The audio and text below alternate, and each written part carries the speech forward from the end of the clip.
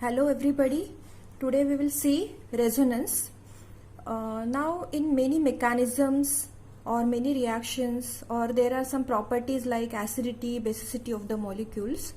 To draw resonance structure becomes very important, and then that time you should be very much clear with this concept. So we will see that how can I write the correct resonating structure. But before we actually go to the resonance, there are certain things which we should know, again the basics of chemistry, and that is the types of bonds or the electrons that are there that stay in that particular bond, and what are the types of electrons and the arrows. Now basically there are three types of electrons. We can say these are not actually the types of electrons, but there are the ways by which the electrons can stay in that particular atom or in the molecule. Just consider the case C, single bond C. Now I have told you that whenever there is any bond we write, see, bond we denote it by this line, but actually as such there is no line present between the two atoms. So this is the imaginary thing, and this is just to show or to write the molecule on the paper. Okay, so actually when we say that this is bond, there are two electrons that are present in between these two atoms, and or we can say that the orbital of this first C having this one electron overlaps with the orbital of the second C having this electron. So there is overlapping of the two orbitals of these two atoms, and so the electron density is there between these two atoms. But for writing we show it by bond. So what you have to remember, that every bond has two electrons. Now this bond, which is only single, we denote it as sigma bond. So we can say that these two electrons which are present in the sigma bond are the sigma electrons, and that becomes my first type. So we can say that the first type of electrons are the sigma electrons. Let us move to the double and the triple bond. So we can write as C double bond C, or we can have the example that is C triple bond C. Now just remember over here that whenever you write double or triple bond, so it means it is not having only single bond like this. So there are these two bonds. So out of that, one is always sigma and the remaining is called as the pi bond. Now we are not going into the details of this bond, okay, because that is the other chapter or hybridization. Just remember for now that when there are two bonds, one has to be sigma and the other has to be pi. There cannot be two sigma bonds present between the two atoms, or two pi bonds only without sigma bond is not possible. Now when you say three bonds, so one of that you can call or say that one is sigma and the remaining two must be the pi bonds. Okay, now whenever you have pi bond in between two atoms, so now here also when you say one bond, you can show it by two electrons, or the meaning is two electrons. So here if I consider that this is the pi bond, okay, so the electrons that are present in the pi bond are called as pi electrons or pi bond electrons, and this becomes my second type of electrons. So here again, now in this molecule, two sigma electrons are present and four pi bond electrons are present. So this is the second type. Now what is the third type? So many heteroatoms or even carbon itself, you show these two electrons which are not shared with any other atom. These are the electrons of nitrogen only, but they are not shared with any other atom, and they are as such. So this is we call as lone pair electrons. So this becomes my third type. So three types: sigma bond electrons, the electrons that are present in sigma bond; pi bond electrons, the electrons that are present in pi bond; and lone pair electrons, the electrons that are present in this lone pair. So these are the three types of electrons, and before we actually start with the resonance, you should know these three types, and these are very important. So this was the first concept which is important before we start. The second concept is, for writing the resonance we have to draw the arrows. Okay, without arrows you cannot write any resonating structures, and also many mechanisms when you write you require these arrows. Now what is arrow?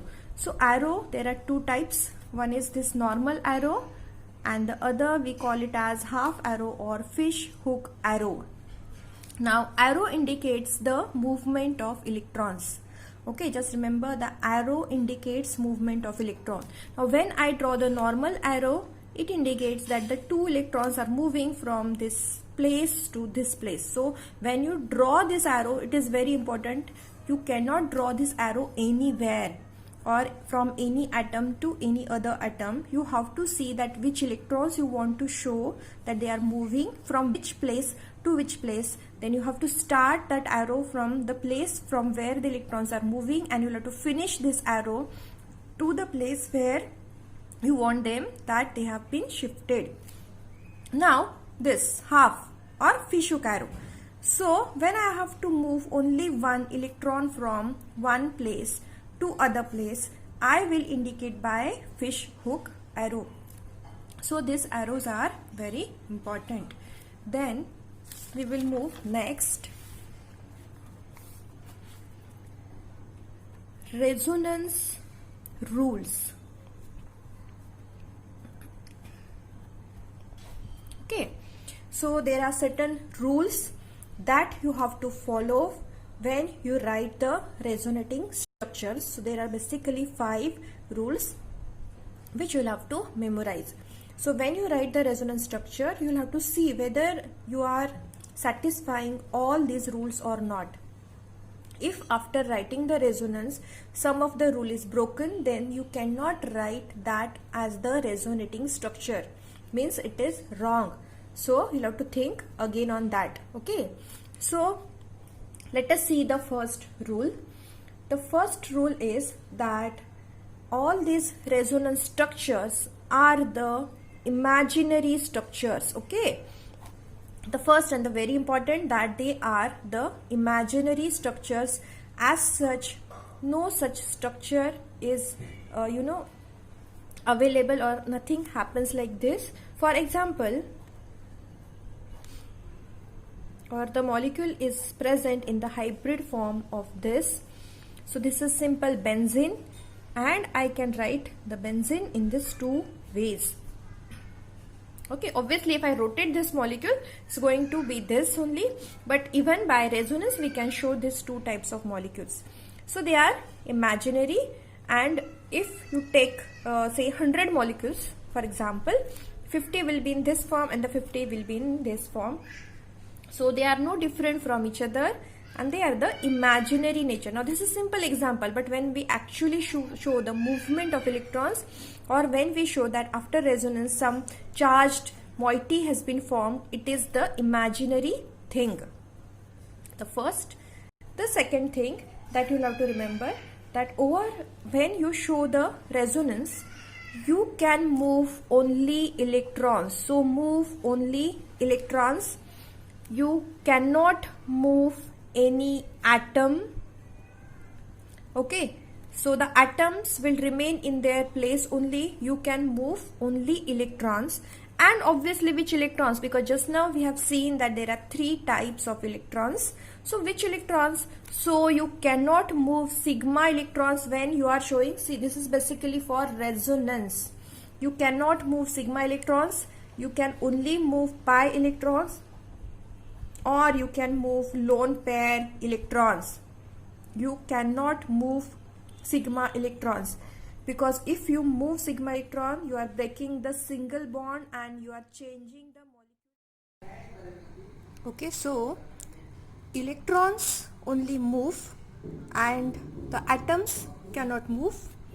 The movement of electrons will be only for pi or lone pair of electrons. The molecule's structure will not change. it will remain as such, because you are not going to move any atom. The atom will remain in their place, and hence there will not be any change in the structure of the molecule. It's very important.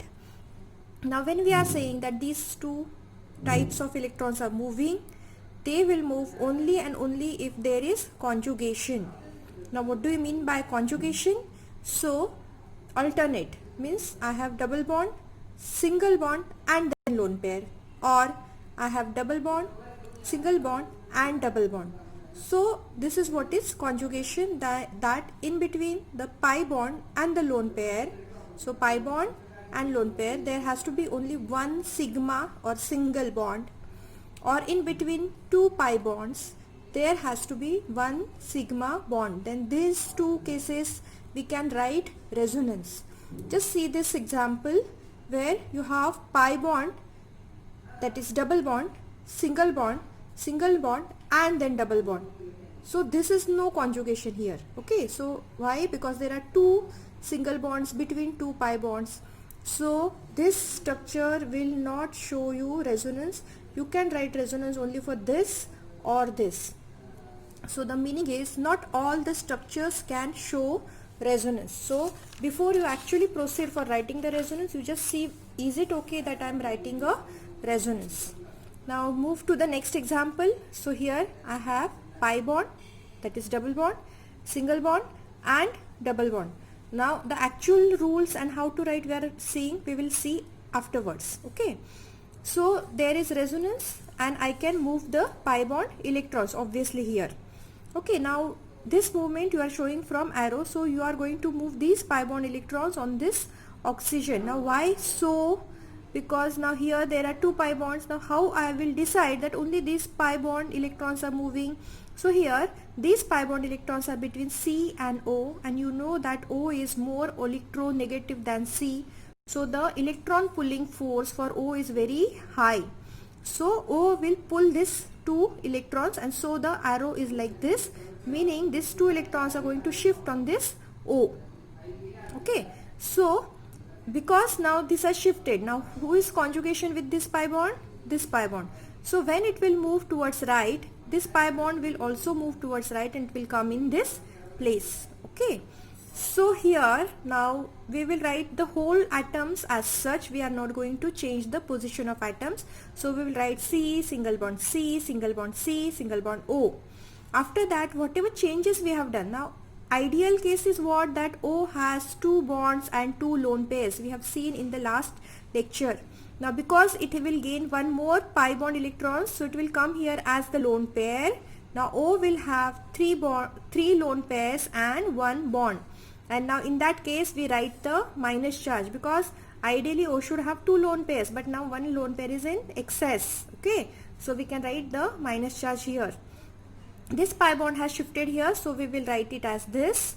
Now what has happened to this carbon? You see, carbon normal valency is 4. So carbon is attached to 4 bonds. 1, 2, 3, 4. Out of this, one bond has shifted here. So it has gone here. So because of that, now only 3 bonds are remaining. So the valency or the charge on the carbon will be plus. Okay, because instead of 4 bonds, now carbon has only 1, 2, 3 bonds. So there will be plus charge here and minus charge here.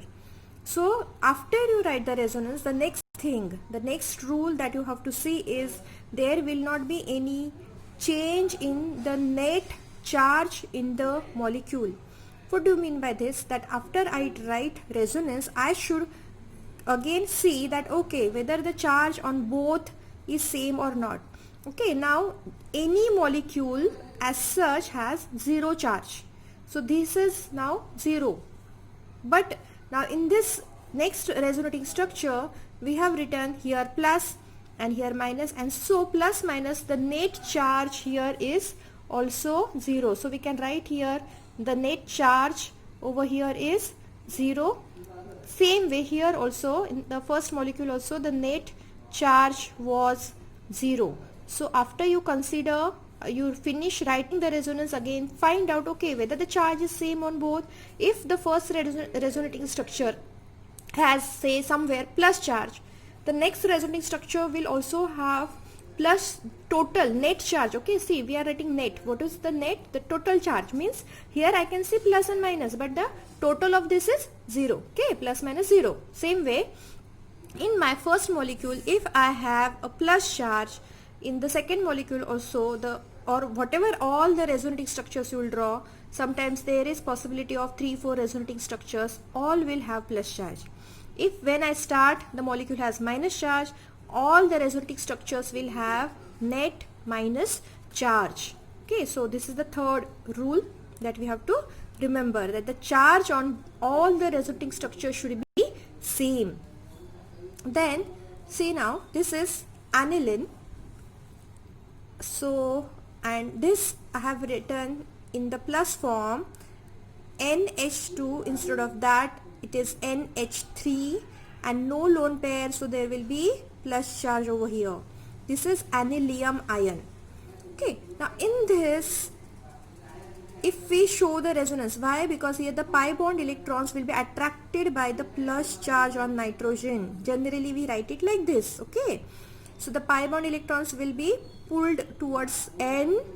So the pi bond, this pi bond is shifted over here, and this is what we think that we should get, but this is totally wrong. And the reason is, now this N has 1, 2, 3, 4, 5 bonds.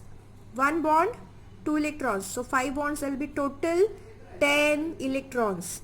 And this is not correct. Correct? We know that every atom has to follow the octet rule.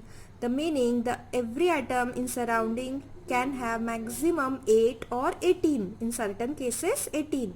In this case it is 8 electrons. But now here there are 10 electrons. So this is not possible, and so this resonance is not going to happen. And if I write like this, this will be the wrong thing.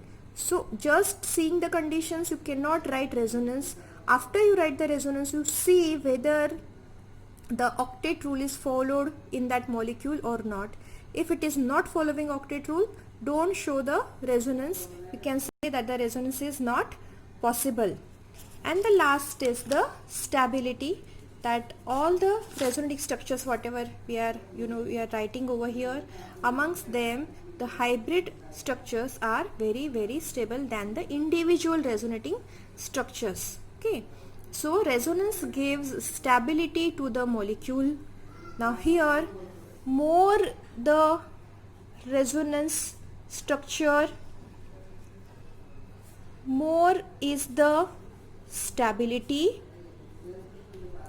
So this is one thing. The one thing when we discuss the stability, more the resonance structures, more is the stability. For example, you have 2 molecules. In one molecule, 3 resonating structures are seen total. In other molecule, so 4 resonating structures are total seen. So obviously the second molecule where I am seeing the 4 resonating structure will be more stable than the first structure where I can see only 3 resonance structure. The second thing over here is, if I have a symmetrical structure, okay, so if you are getting a symmetrical resonance structure, then it is the most stable structure. So if you have symmetrical resonance structure, symmetrical in the sense you wrote say first structure and then you wrote the resonance structure of that, and both are symmetrical. Symmetrical in the sense I can pick up this and I can keep on this structure. So if I can put one structure on above the second structure and they are exactly same, so they will be symmetrical resonating structures. So that will be the most stable structure. The meaning is, suppose I have 2 molecules. So say this is molecule 1 and this is molecule 2. In this I can see 2 resonance structure, and in this I can see say 4 resonance structure. Okay, so what we feel as per this first rule, that this M2 should be stable than M1. But if these 2 resonating structures are symmetrical, then M1, so here see what will happen, that if we compare stability, M2 is less stable than M1 is less stable than M2. But if M1 shows 2 symmetrical resonance structure, two symmetrical resonance structures and M2 is showing four asymmetrical resonance structures. Four resonating structures but asymmetrical, then in that case, even if it is showing 2 and this is showing 4, then also M1 will be more stable than M2. So this stability is very important because will require it afterwards. So more the number of resonance structure, more is the stability. But if you are getting a symmetrical resonance structure, then it is the most stable structure.